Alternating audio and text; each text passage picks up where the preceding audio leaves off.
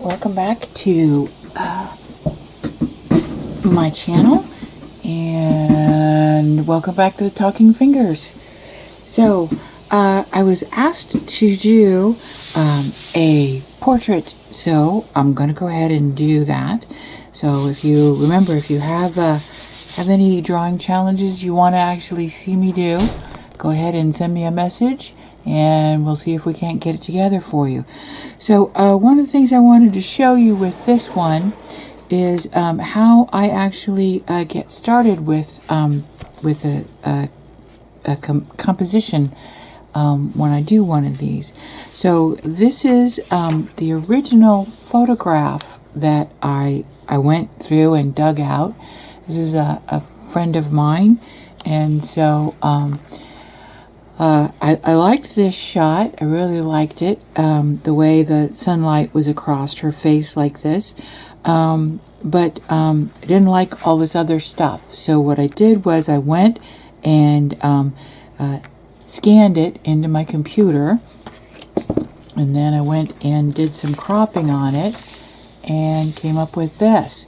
And because I actually put it in and did some cropping, I was actually able to do my composition on this. And so there's a big difference between the snapshot here of her and what I came up with here. So remember, there's a big difference and what you want to say. So don't always, take what you just snapped real quickly, and always think about your compositions. Now, I use the 3/4 rule with this. So if you were to divide this into 3/4, you would find that this is actually where the lines would actually line up. So this is a place that I find important. Now, when I compose, one of the things that I do is I tend to put like things of interest on one side, and then I have a color field on the other. It's just how I kind of like to do things, but that's how I compose things. That's, my vision. That's the way I do things. You as an artist, you'll find your own way of doing things, and that's your vision, your voice, and that's how you do things, and that's what's important for you to find out. So remember, don't copy me, find your own way of doing things. But the thing is, as I'm doing this, I'm always aware of the fact that I've got this large space over here, and I have this person over here. So I don't want this to feel like you're looking at just this and you've got this black space over here. It can feel very heavy. So I need to make sure to make a balance with this. Also, she's looking over here, so your eye is very much going to go just right through here, and it's just going to slide very quickly, and it's not going to be looking at all of this other stuff. So I need to find a way to stop the eye from just sliding right off of this and get caught up in some of these other things going on. So I need to find a way to engage the eye to roam around in the, excuse me, boy, I need more coffee. Find a way to engage the eye to roam around in the image and not just slide right through it. So that's some of the things I think about as I'm actually designing and creating an image like this. So let's go ahead and get started. So when I get started on these, I know I always tell my students to draw your image, draw your object, not draw around your object. But I'm doing a watercolor pencil, so I just very lightly sketch out my image to make sure I know where it is I want it. Oh goodness, I really do need a cup of coffee this evening. Okay, so one of the first things I do is I start doing an evaluation on the colors that I have. in this, and I look at both the photograph and my print, because always your print, depending on what your print settings were, and each printer will give you a different kind of print. So I'm always looking at the photograph of what I captured and the printer, just to make sure I get the best kind of, oh goodness, best kind of correct colorization that I want. So this is a watercolor paper, and I've released it from my pad so that I can do some color tests down here to make sure I get the right colors that I want. So I've picked out some colors from my many colors that I have. If you don't have these colors, you can go out and find them, you know, in independent colors you can find. I have many in my little kit that I have here. I always lay out all of my colors so I don't have to go searching for them in my container. Hi, Pie Wacket.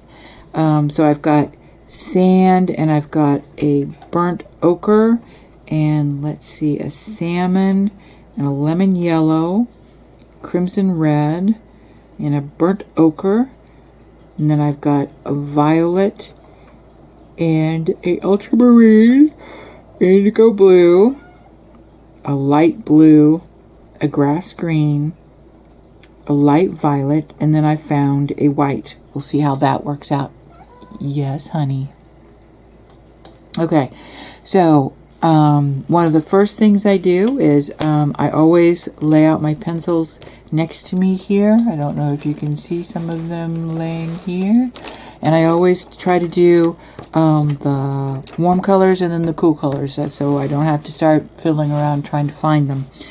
And then I've got my jar of water up here with my brush, and I've got just this is a one of those calligraphy, a Chinese calligraphy brush. It's just a squirrel mop brush that I use for my putting down my water. I do have a couple of other watercolor brushes here. They're just squirrel brushes, and I have a thinner one around here someplace. I think it's in my other one, and I'll use that for when I'm probably working around her eyeglasses here. But that's just those that I've got. So first thing I always do when I get started with these is I always do an evaluation. The first thing is, after I do my color evaluation of what colors I want to pull up, the next thing I do is what's the lightest spot and what's the darkest spot. So I know what's my mid-range going to be. So I know that if I take a black and white photograph of this, that it's not going to wash out, that you will still be able to see, oh goodness, you'll still be able to see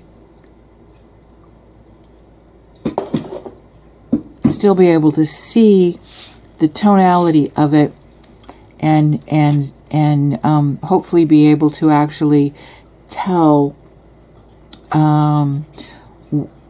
where, be able to actually see the image. Okay, so I'm going to say that right here, I'm going to say that is going to be our lightest spot. Okay, I know her shirt is very white. It's a white shirt, but I'm going to darken that down a little bit. So I'm going to say right here is the lightest spot, and I'm going to say right back here, that is going to be the darkest spot.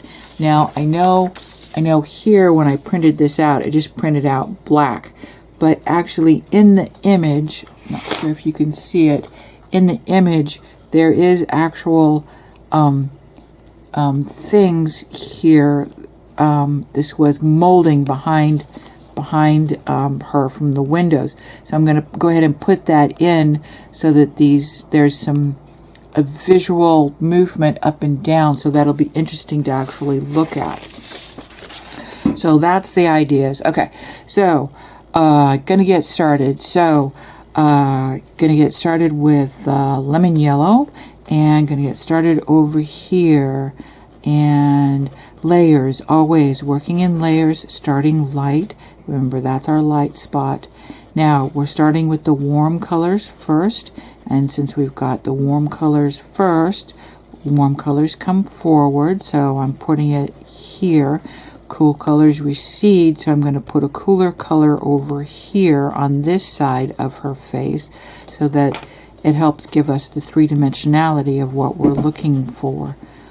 So we've got our yellow here, our light yellow here, and let's see. Let's put some salmon over here to help push this away a little bit. Now, when I'm working, of course, I am also thinking about warm and cool colors, and I'm also thinking about working on the whole image at the same time so that I can bring it all up together. And there we go, working this down in here.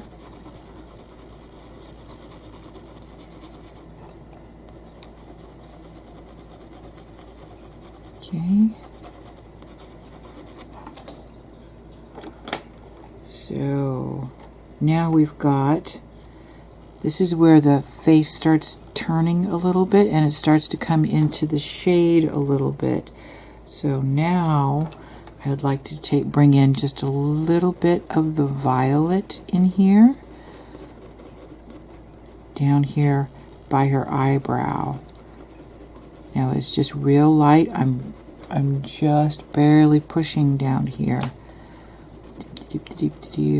Moving it up onto where, underneath where her hair is coming out of.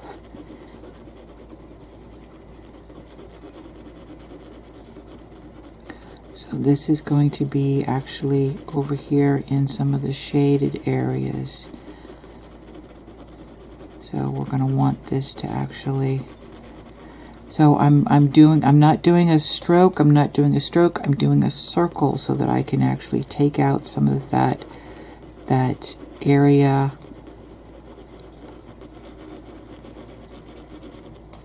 where everyone kind of picks up on of where you're actually like have a stroke,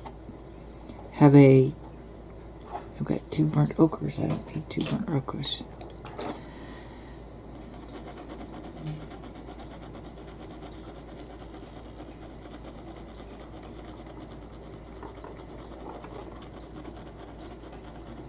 Okay, there we go. Still keeping it warm, but we want that little bit of a purple shade there.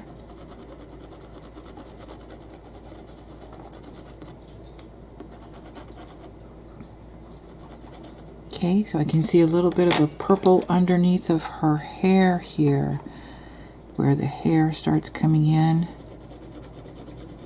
So we want just a little bit of a purple here.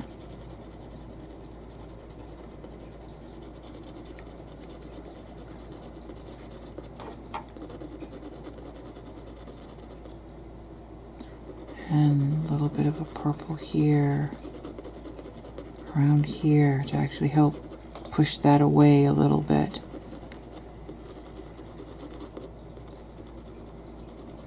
Over here by her eyebrow, there we go.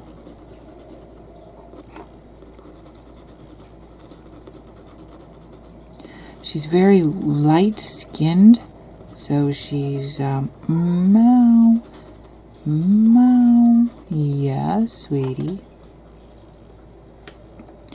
I've got lots of help from the Pyewacket. So let's see, I've got the ultramarine over here so that we can start building up some of our darks. Remember, this is the first layer, so we want to have a real light hand. We don't want to get too heavy-handed right now. Just working lightly. Layers, layers, layers, building up all of our layers. Don't want to push this too quickly. And come back with a little yellow, or little of our, this is our burnt ochre.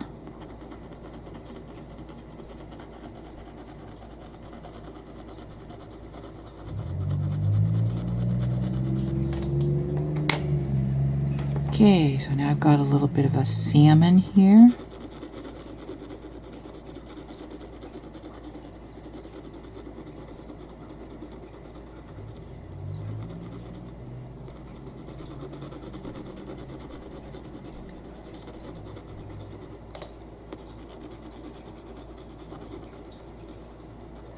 Working some salmon over this.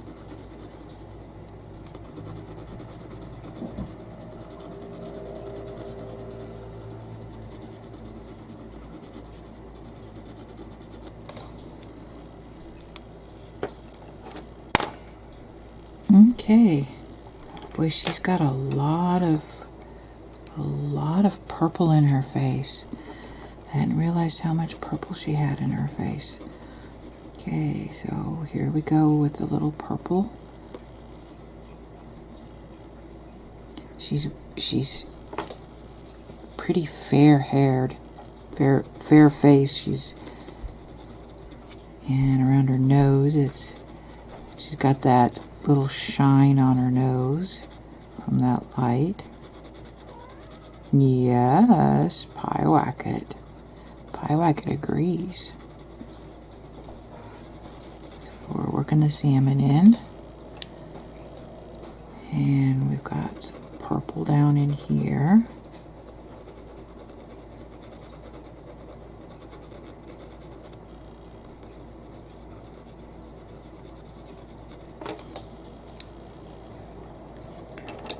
So we've got back to our burnt ochre.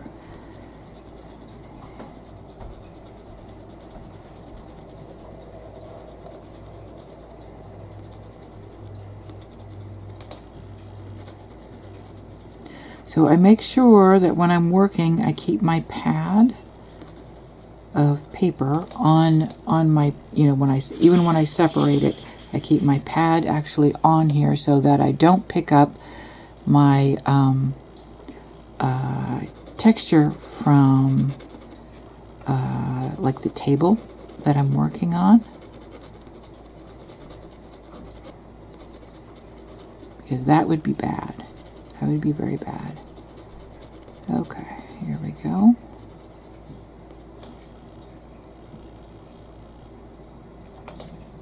Okay, so down in here, of course, it's going to start getting really, really dark. Now that I'm going to start building up the colors around in here. I'm going to start building up the colors, of course, but I don't want to push them too quickly, too fast.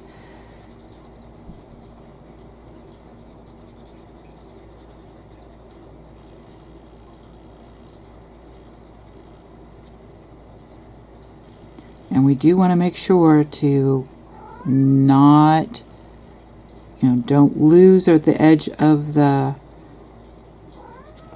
yes, Pyewacket, honey. Mama's working, honey.